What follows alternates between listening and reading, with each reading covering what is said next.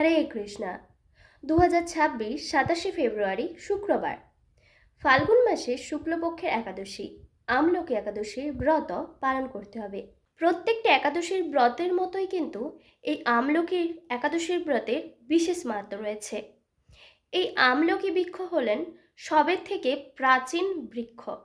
সর্বপ্রথম এই আমলকি বৃক্ষের উৎপন্ন হয়।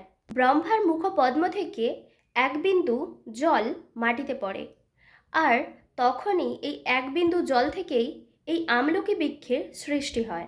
এই আমলকি বৃক্ষের স্মরণ মাত্রই গোদানের ফল লাভ হয়। আবার এই আমলকি বৃক্ষ দর্শন মাত্র তার দ্বিগুণ ফল লাভ হয়।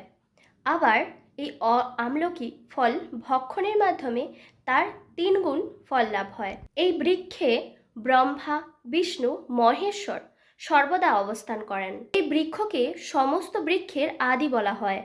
আবার এই বৃক্ষ আমলকি বৃক্ষ বৈষ্ণব রূপে বিখ্যাত, এবং এই আমলকি বৃক্ষ বা আমলকি ফল ভগবানের অতীব প্রিয়। তো তাই এই একাদশীর ব্রত, এই আমলকি একাদশীর ব্রত সকলেরই পালন করা কর্তব্য। আর এই দিন চাইলে ভগবানকে আমলকি ফল নিবেদন করতে পারেন। তাই সকলেই এই আমলকি একাদশীর ব্রত পালন করুন। আমলকি একাদশীর মাহাত্ম্য। যুধিষ্ঠির বললেন, হে কৃষ্ণ, মহাফলদাতা বিজয়া একাদশীর কথা শুনলাম। এখন ফাল্গুন মাসের শুক্লপক্ষের একাদশীর যে নামে বিখ্যাত তা বর্ণনা করুন। শ্রীকৃষ্ণ বললেন, হে মহাভাগ যুধিষ্ঠির, মান্ধাতার প্রশ্নের উত্তরে মহাত্মা বশিষ্ঠ এই একাদশীর মহিমা কীর্তন করেছিলেন। আপনার কাছে এখন আমি সেই কথা বলছি। এই একাদশীর নাম আমলকি। বিষ্ণুলোক প্রদানকারী রূপে এই একাদশী বিশেষভাবে মহিমান্বিত। একাদশীর দিন আমলকি বৃক্ষের তলে রাত্রি জাগরণ করলে সহস্র গ্রাভী দানের ফল লাভ হয়। হে পাণ্ডুনন্দন, পূর্বে ব্রহ্মার রাত্রিতে দৈনিক প্রলয় উপস্থিত হলে স্থাবর জঙ্গম সহ দেবতা, অসুর ও রাক্ষস সব কিছুর বিনাশ হয়। তখন ভগবান সেই কারণ সমুদ্রে অবস্থান করেন। তার মুখপদ্ম থেকে চন্দ্রবর্ণের এক বিন্দু জল ভূমিতে পড়ে। সেই জলবিন্দু থেকে একটি বিশাল আমলকি বৃক্ষের উৎপন্ন হয়। এই বৃক্ষের স্মরণ মাত্র গোদানের ফল লাভ হয়, দর্শনে তাহার দ্বিগুণ, এবং এর ফলাভক্ষণে 3 গুণ ফল লাভ হয়। এই বৃক্ষে ব্রহ্মা, বিষ্ণু আর মহেশ্বর সর্বদা অবস্থান করেন। এর প্রতিটি শাখা প্রশাখা ও পাতায় ঋষি, দেবতা ও প্রজাপতিগণ বাস করেন। এই বৃক্ষকে সমস্ত বৃক্ষের আদি বলা হয় এবং তা পরম বৈষ্ণব রূপে বিখ্যাত। অতএব এই শ্রেষ্ঠ ব্রত সকলেরই পালনীয়। এখন এই ব্রতের একটি অদ্ভুত ইতিহাস আপনার কাছে বর্ণনা করছি।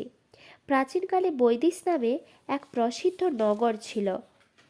এই নগরে চৈত্ররথ নামে এক রাজা রাজত্ব করতেন। চন্দ্রবংশীয় পাশবিন্দুক রাজার পুত্ররূপে তিনি জন্মগ্রহণ করেন। তিনি অত্যন্ত শক্তিমান ও ঐশ্বর্যশালী ছিলেন। শাস্ত্র জ্ঞানেও তিনি ছিলেন সুনিপুণ। তার রাজ্যের সর্বত্রই মনোরম আনন্দপূর্ণ এক দিব্য পরিবেশ লক্ষ্য করা যেত। প্রজারা ছিলেন বিষ্ণু ভক্তি পরায়ণ। সকলেই একাদশীর ব্রত পালন করতেন। তার রাজ্যে কোনো অভাব অমঙ্গল ছিল না। এইভাবে প্রজাদের নিয়ে রাজা চৈত্ররথ সুখে দিন যাপন করতে থাকেন। এক সময় ফাল্গুনী শুক্লপক্ষের দ্বাদশী যুক্তা আমলকি একাদশী তিথি সমাগত হওয়ায় রাজ্যের সকলেই এই ব্রত পালনের সংকল্প করলেন। ওই দিন প্রাতঃ স্নানের পর প্রজাদের নিয়ে রাজা ভগবান শ্রী বিষ্ণুর মন্দিরে যান। সেখানে সুবাসিত জলপূর্ণ কলস, ছত্র, বস্ত্র, পাদুকা, পঞ্চরত্ন ইত্যাদি দিয়ে সাজিয়ে স্থাপন করেন।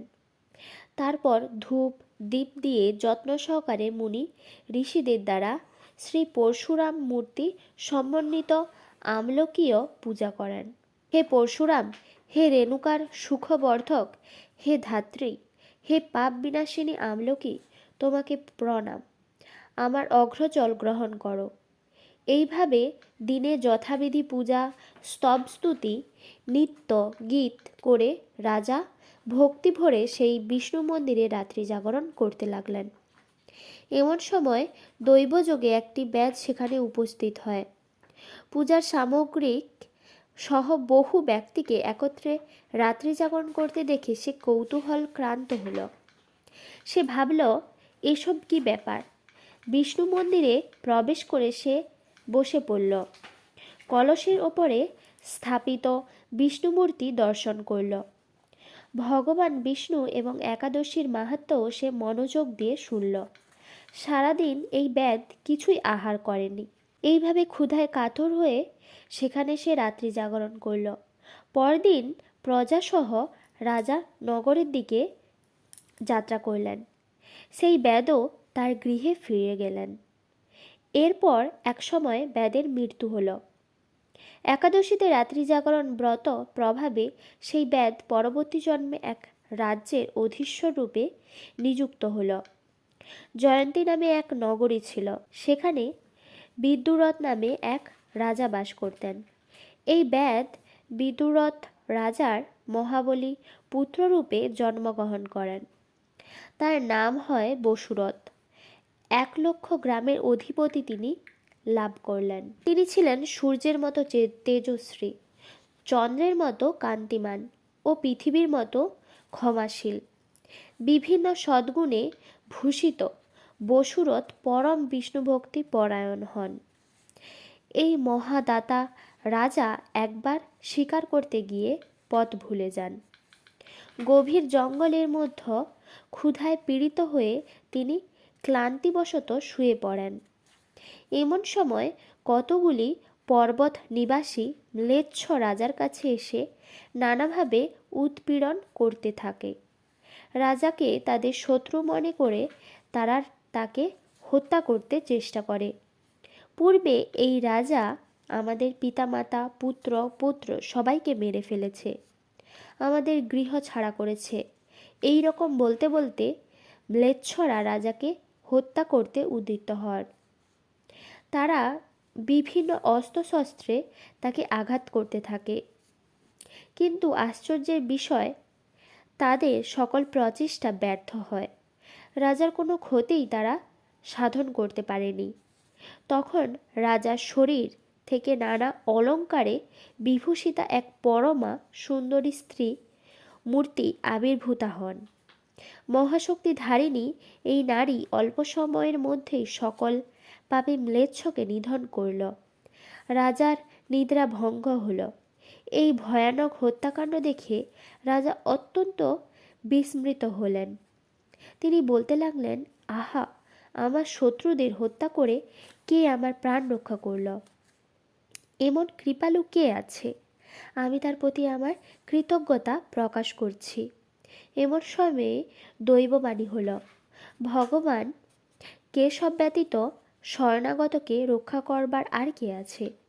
তিনি শরণাগত পালক। দৈববাণী শুনে তিনি ভক্তিযুক্ত চিত্তে গৃহে ফিরে গেলেন।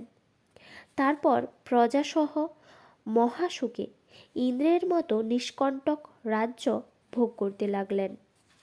বশিষ্ঠ বললেন, হে রাজন, যে মানুষ এই পরম উত্তম আমলকি একাদশীর ব্রত পালন করেন তিনি নিঃসন্দেহে বিষ্ণুলোক প্রাপ্ত। পরের দিন পায়নের সময়সূচি: পশ্চিমবঙ্গ 6টা 2 থেকে 9টা 52, দিল্লি 6টা 47 থেকে 10টা 38, বৃন্দাবন 6টা 44 থেকে 10টা 36, উত্তরপ্রদেশ 6টা 32 থেকে 10টা 23, মুম্বাই মহারাষ্ট্র 6টা 58 থেকে 10টা 53, পুনে মহারাষ্ট্র 6টা 54 থেকে 10টা 49, নাগপুর মহারাষ্ট্র 6টা 35 থেকে 10টা 29, চেন্নাই তামিলনাড়ু 6টা 25 থেকে 10টা 22, ভুবনেশ্বর উড়িষ্যা 6টা 7 থেকে 10টা 2, ঝাড়খণ্ড 6টা 11 থেকে 10টা 4, বিহার 6টা 11 থেকে 10টা 3, ছত্তিশগড় 6টা 23 থেকে 10টা 17, শিলং মেঘালয় 5টা 46 থেকে 9টা 39, গুয়াহাটি আসাম 5টা 47 থেকে 9টা 39, আগরতলা ত্রিপুরা